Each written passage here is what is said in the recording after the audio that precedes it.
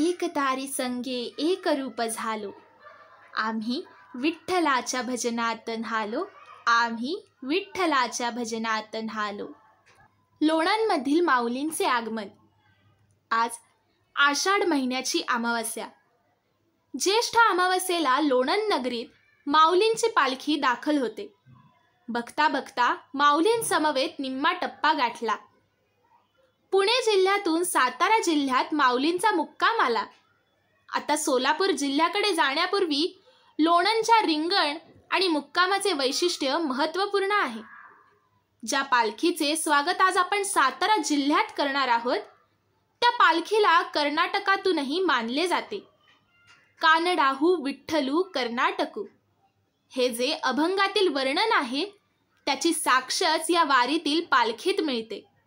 कारण काही वर्षांपूर्वी कर्नाटक राज्यातील बेळगाव जिल्ह्यातील अंकली येथील श्रीमंत महाराज उर्जित सिंह शितोळे सरकार यांनी माऊलींच्या पालखी सोहळ्यासाठी काठेवाडी पठडीतील पंचकल्याणी जातीचा 6 फूट 5 इंच उंचीचा तरणा बांड तपकिरी रंगाचा नवीन अश्व पाठविला होता. त्या अश्वाला विशेष प्रशिक्षित करण्यात आले होते. याशिवाय माऊलींच्या रथाची तरणी बांड बैलजोडी ही फार लक्षणीय अशी असते. आता माऊलींच्या पालखीसाठी नवा रथ असला तरी जुना रथही तयार ठेवण्यात आलेला असतो. जुन्या रथासाठी श्री क्षेत्र आळंदी ग्रामस्थांच्या बैल समितीने आळंदीच्या पंचक्रोशीतील काही नामांकित वारकरी भक्तांना आपल्या बैलजोडी देण्याची संधी देण्याचे काम करते. सध्या या रथाला असलेली दोन्ही जनावरे पांढरी शुभ्र असून तरणी बांड अशी आहेत. उमद्या कर्नाटक जातीच्या खिल्लारी जोडीमुळे माऊलींच्या रथाची शोभा आणखीनच वाढली आहे. ज्यांना आळंदीत जाता येत नाही ते भाविक लोणंदला येऊन माऊलींच्या पादुकांचे पालखीचे दर्शन घेतात. या पालखीचे डोळे भरून दर्शन घेणे हा फार आनंद असतो. माऊलींच्या चांदीच्या पादुका ठेवण्यासाठी देवस्थानाची सुंदर भक्कम पालखी असते. पालखीमध्ये गजनीची बैठक घालून त्यावर माऊलींच्या चांदीच्या पादुका वारीसाठी ठेवलेल्या असतात. पालखीच्या मागच्या पुढच्या दांड्यांना चांदीची सिंहमुखाची ढापणे असतात. एक जरीपटका निशाण, सुंदर अबदागिरी, जरीबुट्यांची रंगीत छत्री, चांदीची चौरी पालखी बरोबर असते. हा सगळा डामडौल अतिशय तेजस्वी आणि आनंद देणारा असा असतो. हे सगळे भागवत धर्माच्या ज्ञानराज माऊलींचे वैभव वारीत नजरेत भरते. प्रत्येक जण ते आपल्या नजरेत टिपून घेऊन आपले आयुष्य धन्य झाले म्हणून समाधानाने वावरत असतो. अहो, 700 वर्षापूर्वी होऊन गेलेल्या माऊलींबरोबर आपण चालत आहोत आणि आता पंढरीचे दर्शन घेण्यासाठी चाललो आहोत. हा आनंदच वेगळा असतो. तो अनुभवच माणसाला सगळ्यांपासून सुटका करून वेगळ्या वातावरणात नेणारा असतो. स्वत्व विसरायला लावणारा हा आनंद सोहळा. या आनंदासाठी येणाऱ्या वारकऱ्यांमध्ये प्रत्येक जण परमेश्वर शोधत असतो. त्याला तो भेटत असतो. अशा परमेश्वराचे स्वागत करण्यासाठी प्रत्येक जण आतुर झालेला असतो.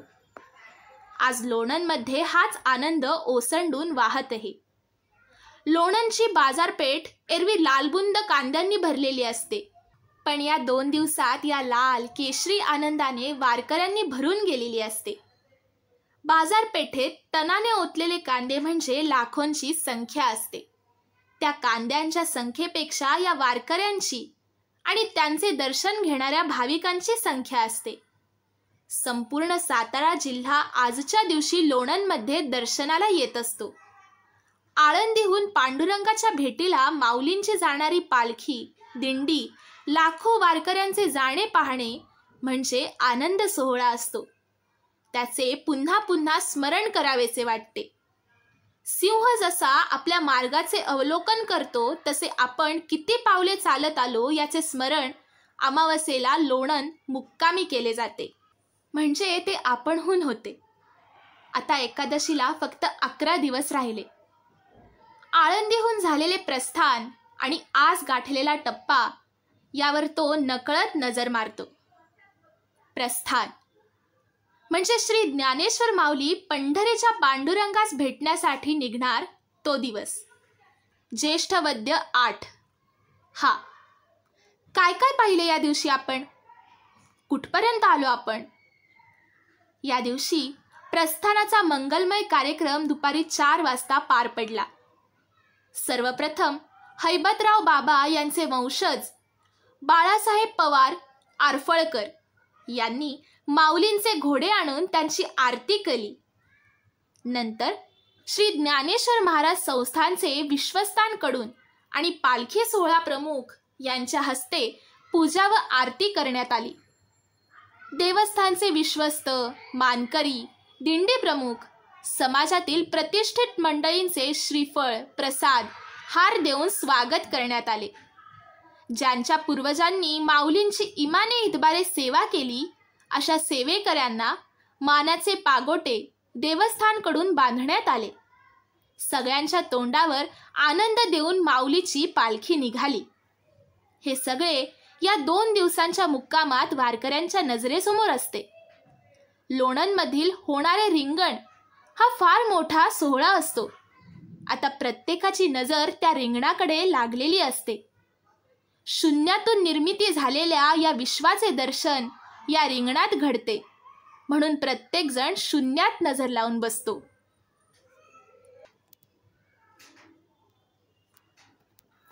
श्रोते हो, आपल्या शब्दरूप वारीचा आनंद घेऊन एक नवी अनुभूती घेऊया. तुमचं एक लाईक तुमची एक वारी होईल आणि तुमचं एक सबस्क्राईब आषाढी कार्तिकीचा आनंद तुम्हाला देईल. तर श्रोते हो, भेटूयात उद्याच्या भागात.